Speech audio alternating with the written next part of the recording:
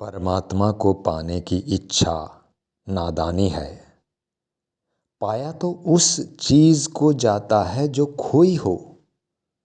परमात्मा को पाने के लिए किसी परिश्रम की आवश्यकता भी नहीं, कोई देरी भी नहीं लगती है। परमात्मा को पाने में परिश्रम और देरी तो उस वस्तु की प्राप्ति में लगती है जो है नहीं और बनानी पड़े।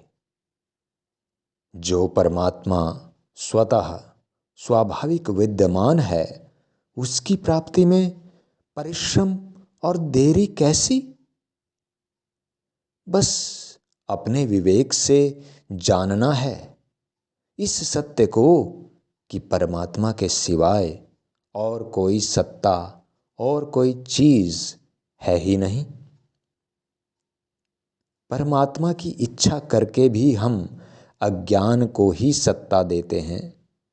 परमात्मा की इच्छा करने का अर्थ यही तो हुआ कि परमात्मा कोई विशेष चीज है जो हमसे और हमारे आसपास की और वस्तुओं से अलग है। कुछ हम हैं, हमारे आसपास बहुत से व्यक्ति हैं, वस्तुएं हैं, पहाड़ हैं, पेड़ हैं, बस परमात्मा नहीं है।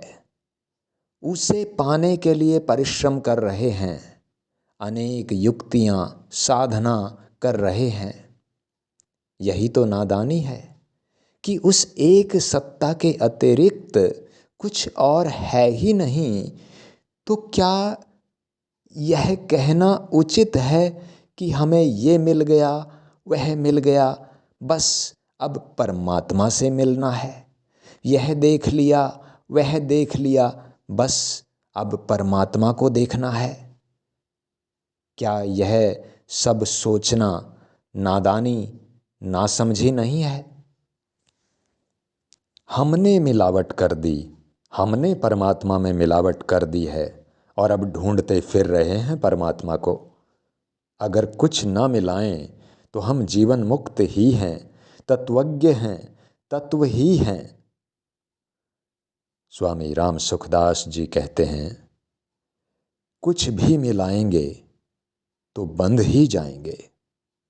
जैसे मैं स्त्री हूं तो बंध गए, मैं पुरुष हूं तो बंध गए, मैं बालक हूं तो बंध गए, मैं जवान हूं तो बंध गए, मैं रोगी हूं तो बंध गए, मैं निरोग हूं तो बंध गए, मैं समझदार हूं तो बंध गए, मैं बेसमझ हूं तो बंध गए।